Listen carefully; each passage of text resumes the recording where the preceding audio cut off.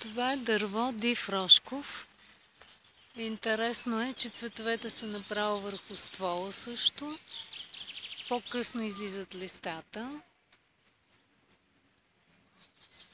Близо до Мадърския конник има резерват с такива дървета. Дървото се казва Див Рошков. Много интересно. Ето. Ето тук по-близо. Тук мога да хвана върху самия ствол. Има цветове. Ето тук. Ето тук върху самия ствол на дървото. Невероятно. Много интересно. И е красиво в розово цъфти.